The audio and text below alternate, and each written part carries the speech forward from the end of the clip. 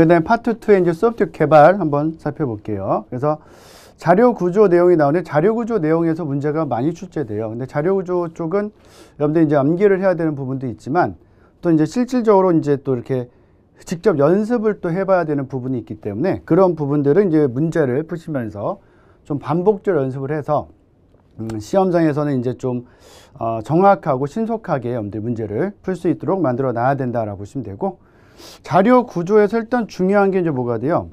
선형 구조와 비선형 구조. 그죠? 그래서 선형 구조, 비선형 구조 종류를 엄청 많이 내죠. 그래서 여러분들이 꼭 반드시 파악해야 되는 게 이제 비선형 구조의 종류를 암기하시면 좋죠. 왜냐면 비선형 구조가 트리 그래프밖에 없어요. 그거 이제 암기를 해 놓으셔야 되고, 문제도 이제 밑에 있는데 여러분들 한번 갖다 확인해 보시면 되고요. 그 다음에 뭐 스택이라든지 뭐 다른 어떤 자료 구조들은 이제 선형 자료 구조가 된다라는 거.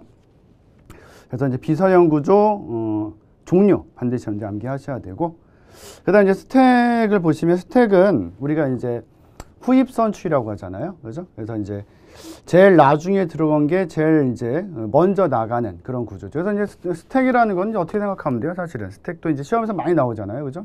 그러니까 큐랑 헷갈리지만 않게 생각하시면 돼요. 그래서 항아리처럼 생긴 게 스택이고, 파이프처럼 되어 있는 게 큐다라고 보시면 돼요. 일단 그래서 파이프처럼 되어 있으니까 큐는 어떻게 돼요? 그냥 흘러가는 거죠. 흘러가는 거. 그죠? 그래서 먼저 들어간 게 먼저 나가는 그런 개념이고, 스택 같은 경우는 이제 나중에 들어간 게 먼저 나가는 거죠. 이렇게 쌓이니까, 차곡차곡 쌓이니까, 그죠? 나중에 들어간 게 먼저 나가는 그런 형태다 이렇게 보시면 돼요. 그래서 일단 스택에서도 이제 중요한 부분이 이제 스택의 이제 기본적인 구조 일단 중요하고, 스택의 이제 응용, 그죠? 수식 계산부터 해서 이진트리 운행까지 있잖아요.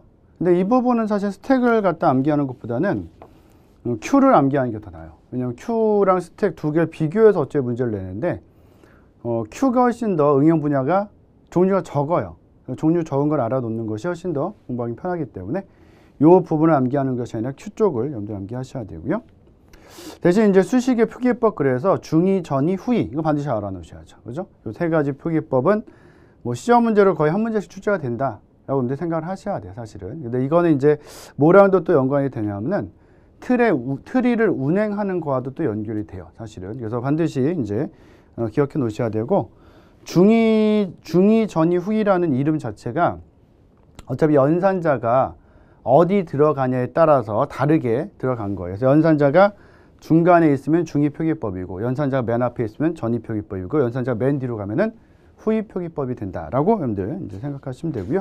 요건 연습을 많이 해야 돼요. 문제 보시면서 연습 많이 하셔야 되고, 그 다음에 Q는 이제 우리가 일반적으로 이제 스택이 LIFO다, Last in First Out이다라고 한다면 Q는 이제 FIFO가 되는 거죠, 그죠? 그래서 먼저 들어간 게 먼저 나가는 구조다라는 거 기억을 하셔야 되고, 거기 이제 4번의 Q의 응용해 보시면은 작업 스케줄링, 너비우선 탐색, 트리의 레벨 순 3개밖에 없잖아요.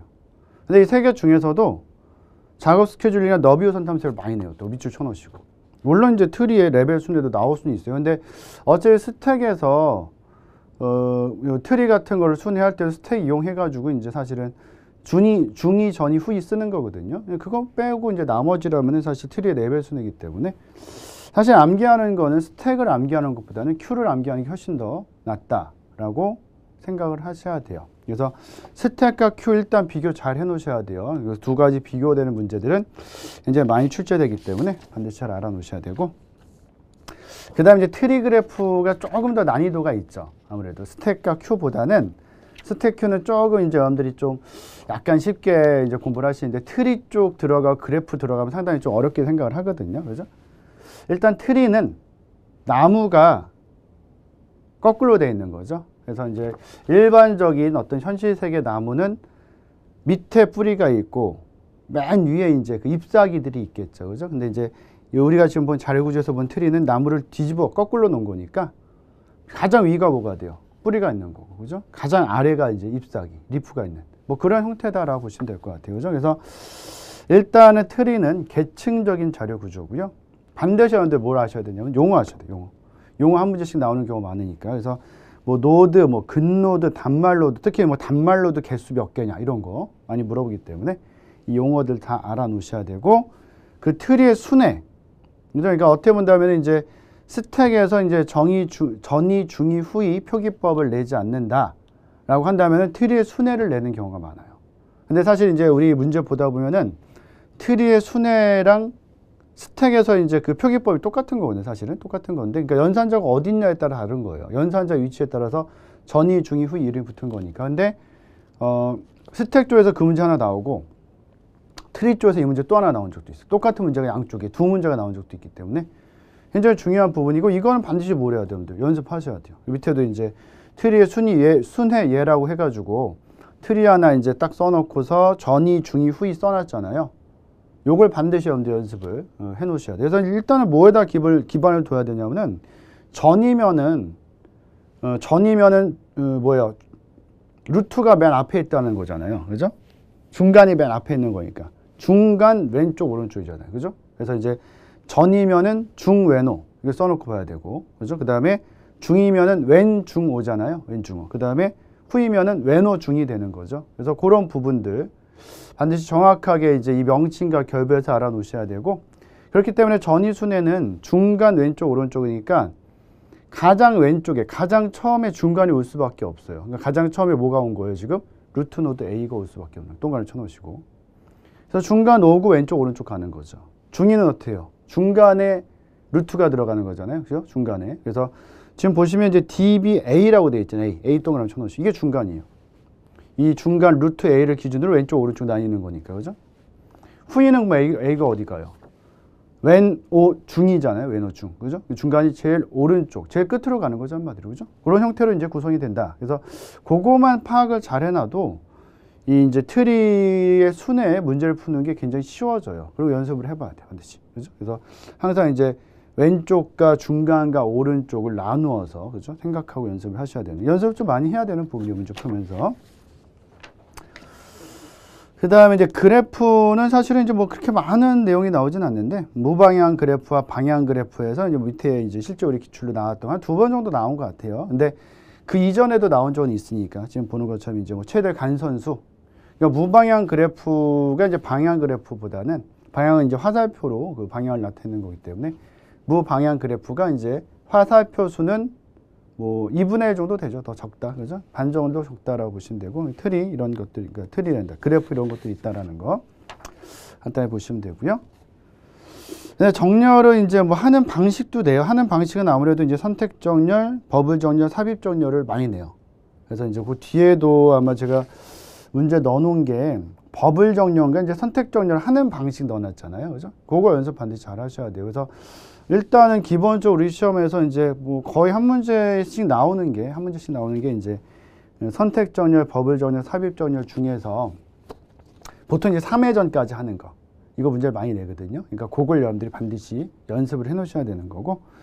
그 다음에 이제 그거에 더불어서 이제 그 정렬 알고리즘 복잡도 많이 내니까. 그래서 어디다 기준점을 잡는 게 좋아요? 퀵 정렬의 기준점을 잡는 게 좋아요. 퀵 정렬의 기준점 잡아서 퀵 정렬의 평균은 n 로그 n이지만 최악은 n제곱까지 가고, n제곱이 위에는 다 n제곱이잖아요. 버블, 선택, 삽입은 n제곱이고, 그다음에 밑에 있는 합병 정렬, 힙 정렬은 다 n 로그 n이니까. 그래서 퀵 정렬을 기준으로 딱 잡아놓는 것이 실제 문제 푸는 데는 굉장히 좀 좋다라고 생각하셔야 되고. 그래서 나머지 것들은 사실 이제 그 비고 표현법, 그죠? 그걸 좀 잘 알아놓으셔야 되고, 그다음에 선택, 버블, 삽입 정렬은 직접적으로 정렬하는 방법까지도 여러분들이 좀 생각을 좀 해 놓으셔야 되고요. 그 다음에 이제 해싱이 있어요. 해싱. 해싱은 사실 뭐냐면은 실제 이제 뭐 직접 파일 같은 데거든요. 직접 순차 파일이 아닌 직접 파일 같은 데서 파일의 어떤 주소를, 그죠? 데이터가 들어간 주소를 갖다가 이렇게 정확하게 이제 계산하는 거다라 보시면 돼요. 근데 이제 그 주소를 계산하다 보니까 어떤 문제가 발생할 수 있냐? 주소를 계산하다 보니까 그 주소가 같은 주소가 또 계산될 수도 있는 거예요. 우리는 그런 거를 충돌났다고 하는 거거든요. 그러니까 어떤 데이터 두 개가 하나의 방에 들어가려고 하는 거예요. 똑같이.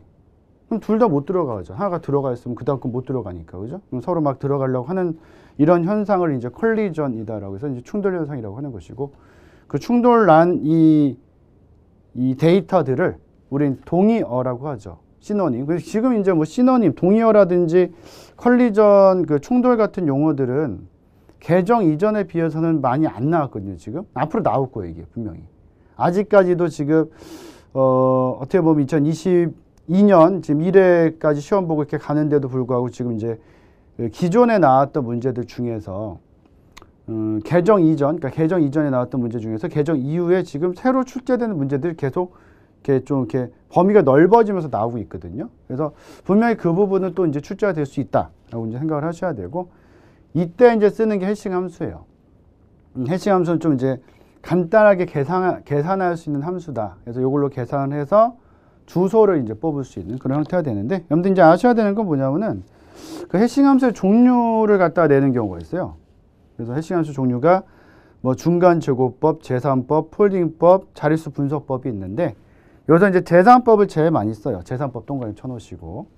그럼 이제 오른쪽에 보시면 그 대표 기출문제를 보시더라도 그냥 해싱 함수 종류 아닌 걸 찾아라 이렇게 돼 있잖아요. 그래서 그런 문제들을 사실 푸는 게 그렇게 어렵지는 않아요. 근데 이 문제를 딱 봐놨는데 종류를 조금 다르게 써놓으면은, 그죠? 그래서 지금 같은 경우는 이제 제곱법이랑 숫자 조사법 나왔고, 그죠? 그 다음에 계산법 나왔잖아요. 계산법 나왔는데, 계산법 안 쓰고 이제 폴딩법 쓴다든지 이렇게 하면은 헷갈릴 수밖에 없으니까, 그죠?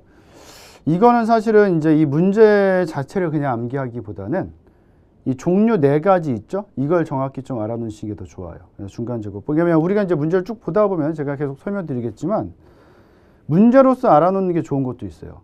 근데 훨씬 더 효율적으로 공부할 수 있는 거죠. 근데 어떤 부분은 문제로서만 딱 공부해 놓으면은 이게 실제 시험장에서 조금의 변형이 됐을 때 문제를 못 푸는 경우가 생기기 때문에, 그죠? 그래서 이제 실제로는 어떻게 해야 되는 거예요, 이거를? 이런 부분들, 그걸 좀 구분해서 이런 것들은 문제가 아니라 요런 종류 자체를 그냥 좀 암기하시는 게 좋다라고 보시면 되고.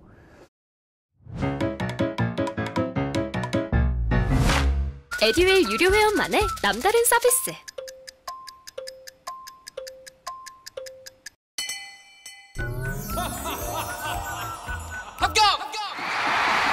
합격하고 돈도 받는 혜택. 오직 에듀윌 유료 회원에게만. 에듀윌. 무료 합격! 해싱 함수의 종류가 아닌 것은, 이 문제는 사실 약간 이제 개념적인 문제가 되는데, 왜 그러냐면은 거기 개방 주소법이 있거든요.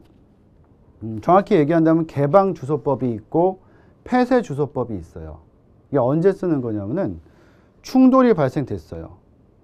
어떤 그 데이터가 들어있는 방 주소를 다른 데이터도 같은 주소가 계산이 된 거예요. 충돌이 발생이 되면은 뭘 해야 돼요? 주소를 다시 계산하든지 아니면 다른 방식으로 처리해야 되잖아요. 그러니까 주소를 다시 계산하는 게 개방 주소법이에요. 주소를 개방해 놓고 어떤 주소에 집어넣을지를 다시 계산하겠다, 이런 의미고요. 폐쇄 주소법은 이제 체인 쓰는 거거든요. 사실 체인 우리한테 뭐 그렇게 중요하진 않은데, 그냥 이제 충돌 나면은 그 충돌난 방에다가 그냥 체인처럼 묶어 놓는 거, 이렇게 따로 계산 안 하고. 그래서 주소를 알 필요 없다. 폐쇄 주소법이에요, 사실은. 그래서 어떻게 본다면 개방 주소법이랑 폐쇄 주소법이 충돌을 해결하는 방법이다. 이걸 알고 있나 물어본 문제예요, 사실은. 근데 이제 실제 우리가 이제 문제 볼 때는 뭐 앞으로도 이제 나올 수 있으니까 종류 자체를 알아놓으면은 이건 이제 변할 수 있잖아요, 사실은. 그죠? 맞출 수 있기 때문에 그걸 외우라고 말씀드린 거고. 그래서 이제 지금 오버플로 해결 방법이다. 이게 충돌 났을 때 해결 방법이 여기 3번에 나온 게. 그래서 선형 조사법, 2차 조사법, 이런 것들이 다 이제 뭐가 돼? 개방 주소법이 되는 거고. 밑에 이제 뭐 연결 체인법 있잖아요. 체인. 그 방에다 체인으로 쭉 연결한다.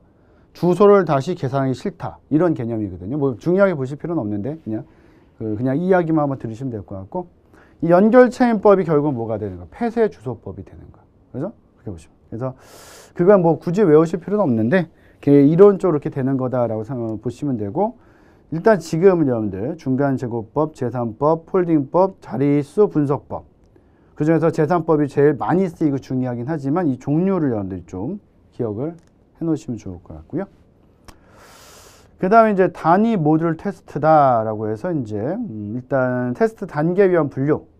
뒤에서 이제 자세히 나오겠지만 순서는 한번 알아놓으셔야 돼요. 어디까지 알아놓으시면 되냐면은 모듈 테스트, 통합 테스트, 그죠? 순서 자체가 이제 이건 지금 맞지는 않아요. 그냥 내가 써놓은 거니까. 원래 이제 모듈, 통합 시스템 테스트 그 다음이 이제 인수 테스트로 넘어가요. 사실은 넘어가는데 그 종류는 이제 나중에 그 순서는 나중에 볼 거고 일단 요런 이제 어떤 단계에 의한 분류가 있을 수 있고 그다음에 이제 테스트 방법에 의한 분류 있죠. 그래서 이제 블랙박스 테스트가 있고 화이트박스 테스트가 있다. 그죠? 그래서 블랙박스 테스트 같은 경우는 이제 외부 명세서 근거다라고 생각하시면 되고, 그러니까 어떻게 보면 블랙박스 테스트는 어떤 박스가 있을 때, 어떤 박스가 있을 때 그 박스에다가 검은색을 칠해 놓은 거예요. 검은색을 칠해서 그 박스의 안을 전혀 들여다보지 않겠다 이런 개념이거든요. 그러니까 한마디로 한다면 이제 블랙박스 테스트 같은 경우는 외부 명세서를 근거로 해서, 그죠? 외부 명세서를 근거로 해서 입출력이나 데이터 위주의 시험을 하겠다는 것이고, 화이트박스 시험은 이제 블랙박스 시험의 반대로서의 용어를 쓴 거, 이름을. 그래서 한마디로 한다면은 안을 들여다볼 수 있다라는 의미예요. 근데 이제 사실 지금은 이게 뭐 그렇잖아요. 사실 블랙박스든 화이트박스든 검은 박스든 흰 박스든 속을 못 보는 건 마찬가지잖아요. 사실은, 그죠? 그러다 보니까 이제 실제 외국의 그 원서들 같은 경우는 지금 몇 년 전부터도 화이트박스 테스트라는 말이 이제 좀 맞지 않다. 뭐 굳어져서 쓰긴 하지만 그래서 글래스 박스라고 이제 자기 책에다가 쓰고 있는 소프트웨어 공학자들도 꽤 많아요. 글래스 박스가 사실 맞는 말이죠. 블랙 박스, 껌에서 속이 안 보이는 거, 글래스 박스는 뭐예요? 속이 보이는 거. 그래서 어떻게 보면 화이트 박스가 이제 글래스 박스다라고 보시면 되고, 이 화이트 박스 시험이 결과적으로는 뭐가 되는 거예요? 내부 명세서에 근거해서 내부의 논리적인 구조를 시험하는 것이다. 뭐 뒤에 가면 이거 종류도 굉장히 중요해요. 우리 시험 종류도 많이 나와요. 그래서 이제 밑에 보면 블랙박스 테스트 있고요. 그죠? 데이터 위주 시험이다. 뭐 이런 말들. 입출력 위주 시험이다. 이런 말들이 있고. 그 다음 페이지에 종류 있어요. 종류 많이 나요, 이거. 물론 이제 각각을 갖다 물어보는 아주 특이한 케이스의 문제도 있을 수는 있는데, 그것보다 일반적으로는 동등분할, 뭐 경계값 분석, 원인 결과 그래프, 기법이 제일 많이 나오고 밑줄 쳐놓으세요. 조금 더 난이도 올린다면은 이제 뭐 오류 축축 기법이나 비교 테스트 이런 것도 이제 는 적은 있죠. 그러니까 일단 먼저 염두에 좀 암기해야 되는 부분은 동등분할과 경계값 분석과 원인 결과 그래프는 반드시 여러분들이 암기를 하셔야 되고요. 화이트박스 테스트에서는 일단은 제일 중요한 게 논리적 구조를 파악하는 것이기 때문에 그 경로를 시험하는 게 중요해요. 경로. 하나의 모듈이 있을 때 그 모듈 안에서 시작에서 끝까지 가는 길이 여러 가지 있을 수 있잖아요. 그죠? 그 길을 어떻게 이제 통과할 것이냐. 그죠? 그걸 다 시험해 보는 것이고. 그래서 중요한 게 이제 기초 경로 테스트 밑줄 쳐 놓으시고, 기초 경로 검사라고 이제 보통 많이 쓰는데 똑같은 말이죠. 기초 경로 시험, 그 다음에 이제 그 밑줄 쳐 놓으시고, 그 외로 이제 루프 테스트 밑에 쭉 가면 이제 6번에 있죠. 그런 것들도 이제 뭐 문제서 종류로 루프 테스트라든지 다음 페이지에 있는 조건 테스트, 뭐 데이터 흐름 테스트 이런 것들은 나온 적이 있어요, 사실. 근데 이제 이 블랙박스 시험과 화이트박스 시험의 종류를 내면은 보통 이제 주축이 되는 것이 블랙박스 시험이 주축이 돼요. 그래서 반드시 여러분들 꼭 기억하셔야 되는 게 블랙박스 시험에 있는 종류가 동등분할, 경계값 분석, 원인 결과 그래프. 이건 반드시 암기를 해놔야 돼요, 기본적으로. 나중에 이제 문제 보시다 보면은 물론 조금 더 어렵게 내는 문제에서는 그 외에 종류를 내기도 해요. 하지만 블랙박스 시험과 화이트박스 시험의 종류를 내는 시험에서는 거의 한 90% 이상은 보통, 그죠? 그쪽을 많이 출제를 하기 때문에 여러분들 반드시 그걸 기억을 하셔야 되고요. 그 다음에 형상관리. 형상관리도 마찬가지로 어떤 용어 같은 거에 대해서 이제 출제를 할 때가 있죠. 그죠? 이 형상관리는 사실 여러분들 이렇게 생각하시면 돼요. 형상관리라는 것은 어떤 그 용어적으로는 상당히 좀 어려워요. 그래서 형상관리를 보통은 그 뒤쪽으로 빼놓는 경우가 많아요. 앞에서 형상관리 따로 보지는 않고 사실 뭐 그런 경우가 많이 있고, 형상관리라는 것은 사실 이제 뭐 하는 거예요? 형상관리라는 것은 변경을 관리하는 거예요. 변경. 그래서 이제 소프트웨어가 어떤 변경이 됐을 때 그 변경에서 오는 충격을 최소화하기 위해서 뭐 문서라든지 이런 걸 관리하는 게 이제 형상관리다. 이렇게 보시면 되죠. 그래서 거기 이제 뭐 보세요. 형상관리의 어떤 의미를 갖다가 또 물어볼 때 있으니까 개념을 소프트웨어에 대한 변경을 철저히 관리하기 위해서 개발된 일련의 활동이다. 밑줄을 쳐놓으시고. 그 다음에 형상관리 항목에 대해서 또 얘기할 때가 있어요. 형상관리 항목은 뭐냐면은 형상관리 한마디로 형상이라는 것 자체가 이제 소프트웨어가 원래 이제 논리적 시스템이니까 눈에 보이지 않는 시스템이잖아요. 그러니까 한마디로 한다면은 소프트웨어를 만들 때 나오는 모든 문서들을 하나의 형상으로 보는 거죠. 그래서 그걸 관리하겠다라는 거죠. 기준선 딱 잡아놓고. 그래서 이제 밑에 보시면 형상관리 항목이 여러 가지가 있어요. 요거 분석서부터 해서 이것보다 더 많죠. 뭐 어떻게 보면 뭐 설계에서도 여러 종류 뭐 기본 설계에서 상세 설계에서 나뉠 수 있는데 기본 설계서랑 뭐 상세 설계에서 나뉠 때 그런 건 다 포함될 수 있어요. 다. 코드도 프로그램도 뭐 소스 코드, 뭐 목적 코드 뭐 여러 가지 있잖아요. 그죠? 그런 거. 베이스 라인이 이제 이런 문서들 처음에 딱 만들었을 때 기준선 잡는 게 되고요. 그죠? 그런 부분들 확인하셔야 되고. 그 다음에 형상관리 도구에서 이제 뭐 체크인 같은 거 많이 되죠. 체크인, 체크아웃, 뭐 커밋 이런 것들 뭐 성공한 거니까 그죠? 그런 것도 한번 확인하시면 좋을 것 같고. 그다음 이제 리팩토링 나오는데 리팩토링 같은 경우는 뭐 리팩토링 자체로서 문제를 아주 많이 내진 않아요. 근데 이제 리팩토링이 좀 포함돼서 나온다든지 그래서 그런 문제들은 예전에 개정 이전에도 많이 있었으니까 코드에 좀 문제가 있는 거를 미리 고치는 거예요. 코드에 문제가 있는 것을 우리는 그 밑에 보면 있어요. 거기 그 리팩토링 정의에서 2번에 보면은 코드 스멜을 고치고 다듬는다 돼 있잖아요. 그러니까 코드 스멜이라는 것은 이 코드에서 냄새가 난다. 그러니까 뭔가 나중에 뭐 잘못될 수 있는 위험도가 있는 코드죠. 그걸 미리 고쳐서 나중에 이제 많이 들 수 있는 비용 같은 거를 줄이겠다. 이런 개념이 되는 것이고. 그래서 밑에 보면 이제 뭐 코드 스멜이라는 의미도 있고 뭐 리팩토링 대상들이 있죠. 그런 것들을 한번 확인해 놓으시면 되는데 일단은 중요한 거는 리팩토링이 어떤 거다라는 걸 알아놓는 게 상당히 중요하다라고 보시면 되고. 그 다음에 28번에 애플리케이션 패키징인데 패키징은 일단은 제일 많이 나오는 게 사용자 중심이다. 이게 많이 나와요. 이거 우리 시험도 지금 그 문제가 아마 그죠? 그 옆에 그 문제 있잖아요. 지금 대표 기출 문제 그 26페이지 오른쪽에 보시면 소프트웨어 패키징에 대한 설명으로 틀린 것은 돼 있는데 1번에 바로 있잖아요. 패키징은 개발자 중심으로 진행한다. 사용자예요, 사용자. 그러니까 이 부분이 뭐 지금 정보처리 기사의 문제가 딱 나와서 제가 중요하다 말씀드린 게 아니라 패키징 쪽에 나오면은 소프트웨어 공간 어느 시험이라도 제일 중요하게 묻는 게 첫 번째 이거예요. 그러다 보니까 우리가 지금 보고 있는 정보처리 기사 시험에서도 이걸 계속 묻고 있는 거죠. 문제로. 그죠? 이렇게 보시면 되고. 그래서 일단 패키징이 어떤 거다라는 거를 이제 좀 확인을 해 놓으셔야 되고요. 그 다음에 이제 3번에 소프트웨어 패키징 도구 활용 시 고려사항 이것도 밑줄 쳐놓으시고 뭐 보안이라든지 뭐 사용자 편의성 생각해야 되겠죠. 그죠? 사용자 중심으로 만드는 거니까 뭐 암호화 알고리즘 다른 어떤 기종과 다른 기종과 연동 같은 것도 고려해야 된다. 그래서 거기 이제 릴리즈 노트 있고 릴리즈 노트에 대한 것도 이제 뭐 지금 여기 자세히 안 나왔지만 간단하게 출제될 때가 있고요. 그 다음에 애플리케이션 배포 도구도요. 구성 요소 정도는 암호화부터 해서 크랙 방지까지 내용이 있는데 간단히 한번 읽어보세요. 그죠? 간단히 읽어보시면 좋을 것 같고. 그 다음에 이제 DRM을 많이 내죠. 문제로. DRM 부분을 상당히 많이 내죠. 문제로.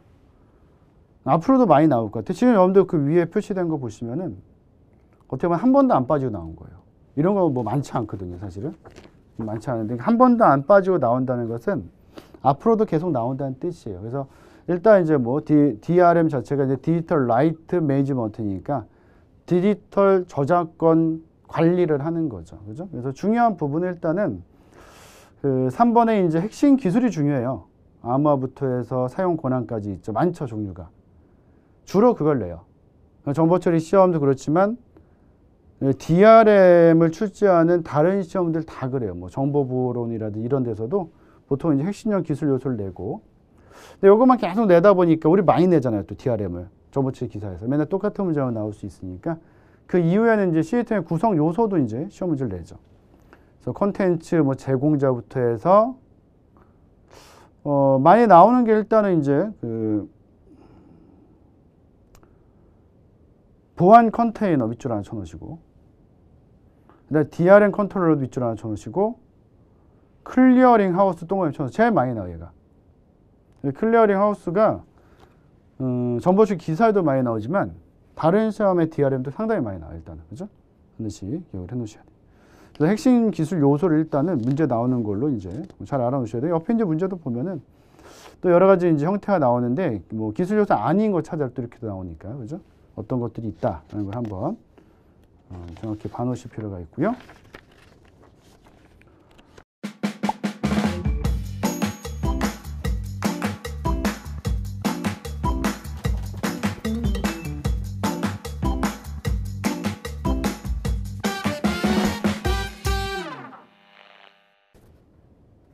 그 다음에 이제 국제 표준 제품 품질 특성이다.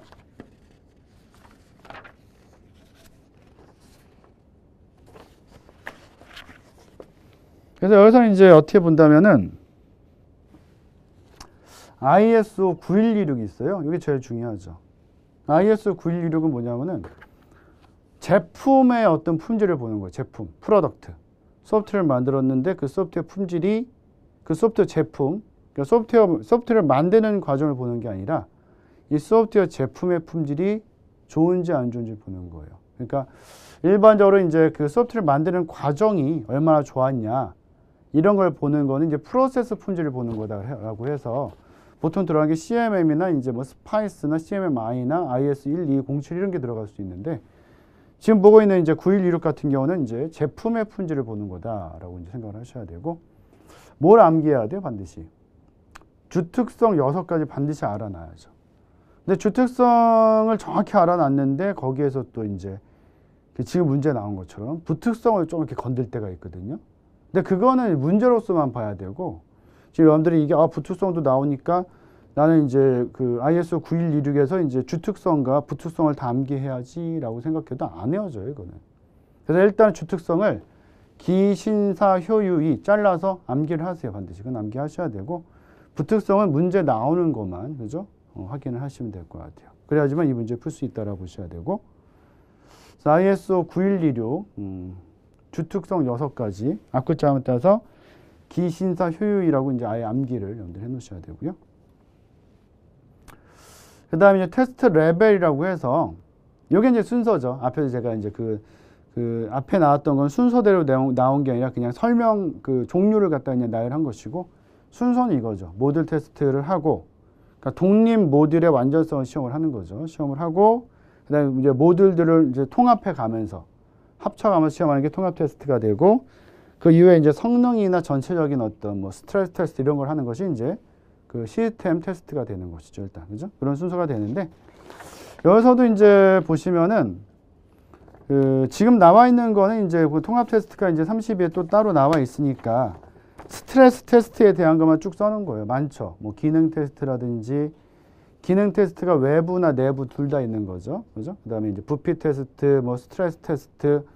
사실 부피 테스트는 스트레스 테스트 안에 포함이 돼요. 스트레스 줘보는 거죠. 그죠? 그래서 얘가 처리하지 못하는 많은 부피, 많은 양을 넣어보는 거거든요. 그것도 어째 스트레스거든요. 그죠? 그래서 스트레스 테스트랑 부피 테스트는 설명이 나오면 비슷해요. 그래서 문제가 나오면은 한 문제에 이 둘 다가 보기로 들어있지 않아요. 절대. 둘 중에 하나만 들어간다. 이렇게 보시면 되는 거고. 그 외로도 이제 뭐 성능 테스트, 뭐 호환성 테스트 이런 것들이 이제 쭉 들어갈 수 있고. 근데 인수 테스트는 이제 좀 다른 점이 있다면은 사용자가 직접 해보는 시험이에요. 직접. 그래서 우리 문제에서도 이제 알파 테스트와 베타 테스트를 많이 출제하죠. 그러니까 이제 알파 테스트와 베타 테스트는 쉽게 얘기한다면은 둘 다 사용자가 시험해 보는 것인데 환경이 달라요. 알파 테스트는 개발자 환경에서 시험을 하는 거고 베타 테스트는 사용자 환경에서 시험을 하는 거죠. 그래서 뭐 일반적으로 이제 뭐 보통 이제 인터넷상에서 이제 뭐 지금 베타 테스트 기간이다라고 뜨는 게 특히 이제 게임 같은 게 많죠. 게임을 처음에 딱 출시하면 일단 많은 사용자들이 좀 일단 한번 써볼 수 있게 하고, 그죠? 그 다음에 많은 사용자들의 의견을 좀 들어볼 필요가 있거든요. 그러니까 인터넷상에 딱 올려놓은 다음에 뭐 날짜를 정한다든지 아니면 이제 기능을 좀 정해놓고서 해볼 수 있게 하는 거죠. 사용자가 직접 집에서 사용자 환경에서 해보고 뭔가 좀 이제 개선사항 같은 거 이런 것들 설문조사에서 그걸 받아 피드백을 얻어서 뭔가 수정할 수 있도록 그게 베타 테스트예요. 그래서 여러분들 아마 인터넷상에서 뭐 어떤 사이트를 들어갔는데 그 사이트에 뭐 지금은 베타 테스트 기합니다 라는 건 봤지만 지금은 알파 테스트 기합니다 이걸 본 적은 없잖아요, 사실은. 그죠? 인터넷에서 하는 건 베타 테스트니까. 그래서 시험 주체는 똑같지만 환경이 다르다. 요거 기억해 놓으셔야 되고. 그건 많이 나와요. 알파랑 베타 테스트 많이 나오고. 그다음에 통합 테스트도 이제 또 뭘로 많이 나와요? 여러 가지 종류가 있지만 하향식 통합과 상향식 통합으로 구분해서 많이 내죠. 그래서 하향식 통합에서는 전체 구조를 만들어 놓고 위에서부터 하나씩 통합을 해 나가기 때문에 스톱이라는 가짜 모듈이 필요한 것이고, 상향식 통합은 뭐가 필요해요? 상향식 통합은 밑에서부터 조합을 하면서 올라가는 거잖아요. 조합이 됐을 때 이게 정상적인 조합인지를 확인하기 위해서 드라이버가 필요하다. 테스트 드라이버, 그죠? 시험 가동기가 필요해서 정확히 이제 그 시험이 그러니까 정확히 이제 클러스터가 만들어졌다면은 그걸 위로 계속 연결해가는 그런 방식이다를 쭉 써놓은 거죠. 그래서 이제 하향식 방식의 깊이 우선 통합도 있고 너비 우선 통합도 있고, 그죠? 뭐 우리 시험에서도 이제 뭐 상향식 통합에다가 이게 지금 그 문제인가요? 네, 여기 있네요, 이 문제, 그죠? 여긴 지금 이제 이거 그냥 써놓은 건데 깊이 우선 너비 우선은 봐도 사실 뭐가 돼? 하향식이 되잖아요. 근데 실제 우리 그 정보처리 기사 문제에서도 대놓고 상향식 통합이 이제 깊이 우선 통합과 너비 우선 통합이 있다라고 이제 이렇게 틀린 내용을 써놓을 때가 있어요, 그죠? 그래서 이제 깊이 우선과 너비 우선이 이제 하향식에 들어간다라는 거, 이제 하향식에 스톱이 필요하다 이렇게 좀 대비되는 걸 알아놓으면은 상향식 통합에 해당되는 게 나오더라도 문제를 맞추기에는 이제 편하다 이렇게 보시면 되고, 문제 많이 나와요. 이거 이제 잘 알아놓으셔야 돼, 반드시, 그죠? 알아야 될 게 이제 많이 있다, 그죠? 보셔야 되고. 그 다음에 데이터 표준 확인이다. 33번. EAI가 들어가는데, 기업 내, 이제 뭐, 기업 내외부의 정보 시스템 통합이다. 이렇게 되어 있잖아요. 그죠? 근데 이제 여기서 중요한 거는 EAI 구축 유형이에요. EAI의 구축 유형이 4가지가 있죠. 근데 이제 하이브리드 같은 건 사실은 이제 어떻게 본다면 이제 2가지 합친 거니까 그것보다는 이제 아무래도 허브 앤 스퍽이라든지 아니면 메시지 버스 이 2가지를 잘 알아는 게 좋아요. 그래서 이제 전체적인 종류를 내는 문제에서 좀 더 이제 보기가 편하다라고 이제 생각을 하셔야 되고, 이 AI 구축 유형은 앞으로도 이제 많이 나올 거예요. 그래서 매번 나오는 건 아니지만 거의 매번 나오듯이 나오기 때문에 반드시 이제 기억을 해 놓으셔야 되고. 그다음에 이제 보안 쪽이 약간 나와요. 인터페이스 보안. 그래서 인터페이스 보안에서 뭐 예를 들어서 IPsek이라든지, 그러니까 IPsek은 뭐냐면은 그 네트워크 계층에 들어가는 이제 프로토콜이죠, 원래. 그죠? 3계층에 들어가는 프로토콜이 이제 IP라는 거, 인터넷 프로토콜이 있는데, 인터넷 프로토콜이 사실 신뢰성도 없고 비연결형이거든요. 그죠? 그래서 그 신뢰성도 없고 비연결형이고 보안성도 없어요. 그래서 이제 이 IP라는 프로토콜이죠. 이걸 이제 지원해주기 위해서, 도와주기 위해서 이제 쓰이는 프로토콜들이 뭐 ICMP나 ARP나 RARP나 IGMP 이런 것들이 있는 것이고, 보안 쪽에서 쓰기 위해서 만든 게 IP에다가 시큐리티를 붙인 거예요. IP 시큐리티 이렇게 되는 거죠. 그죠? 뭐 그런 형태로 들어가는 형태가 되죠. 그래서 그게 이제 IPsek이라고 보통 얘기하는 게 되고, 그 안에 이제 AH랑 ESP랑 IKE가 있어요. 근데 여러분들 이제 어떤 걸 좀 비교하셔야 되냐면, 일단 IKE가 이제 보안 협상하는 거거든요. 보안 협상하는 건데, AH랑 ESP를 좀 알아야 돼요. 어디 기밀성이 들어가냐 알면 돼요. 그러니까 AH는 어센티케이션 헤더니까 인증하는 거거든요. 그러니까 기밀성은 어디 들어가요? ESP에 들어가는 거죠. 한마디로 한다면 AH는 인증과 무결성을 보장할 수 있는데 기밀성을 보장할 수 없거든요. 그래서 ESP를 만들어서 기밀성을 보장하게 만들었는데, ESP는 옵션에 따라서 인증과 무결성까지 가능하다. 이렇게 여러분들이 기억을 하시면 될 것 같아요. 그래서 IPsek이 있고 또 SSL도 있죠. Secure Socket Layer라고 해서 SSL은 IPsek이 이제 그 3계층 네트워크 계층에 쓰이는 거다라고 한다면은, 지금 보고 있는 SSL은 4계층에 쓰이는 거예요. 전송 계층에. 그리고 여러분들 SSL은 우리가 또 많이 봐요, 실제. 그러니까 여러분들 인터넷 쓸 때 요즘 이제 그 URL 보면은 HTTPS라고 쓴다고요. 원래 이제 HTTP거든요. 하이퍼텍스트 HTTP, 하이퍼텍스트 프로토콜 이렇게 되는 건데 거기다 S를 붙인 거죠. 그러니까 HTTP 플러스 SSL이요. 그게 SSL. 그죠? 그래서 이제 보안성을 좀 더 높여준 거죠. 사실 HTTP보다 HTTPS를 붙여서 보안성을 높여준 거다. SSL까지 넣어놓은 것이다. 이렇게 보시면 돼요. 일단. 그래서 그런 부분들이 이제 SSL이 되고, SSL이 이제 계속 버전업이 되다가 SSL 1.0, 2.0, 3.0, SSL 3.1에서 쉽게 말하면 명칭이 TLS로 바뀐 거예요. 그래서 문제에서는 사실 SSL과 TLS를 따로 구분하진 않아요. 그 두 가지는 같은 걸로 보통 보고 이제 문제를 낸다. 이렇게 보시면 되고. 근데 마지막으로 이제 인터페이스 명세에서는 이제 인터페이스 구현 검증 도구 중에서 이제 X유닛이라든지 STAF를 제일 많이 냈거든요. 앞으로 제일 많이 낼 거고, 특히 이제 X유닛 많이 내는데 이 종류는 계속 낼 거예요, 시험으로. 반드시 기억을 해 놓으셔야 되고, 뒤에 문제도 이제 그 형태가 하나 나와 있죠. 근데 마찬가지로 이제 종류 아닌 걸 쓰는 거기 때문에 일단은 이 종류가 어떤 게 있다는 거를 파악하는 게 중요하죠. 그래서 이거는 사실 이제 문제로 좀 기억을 하시는 게 좋다. 그래서 인터페이스 명세까지 한번 살펴봤고요. 그러니까 이제 지금 우리 뭐 소프트웨어 설계도 그렇고 개발 파트도 그렇고 뭐 양은 상당히 많아요.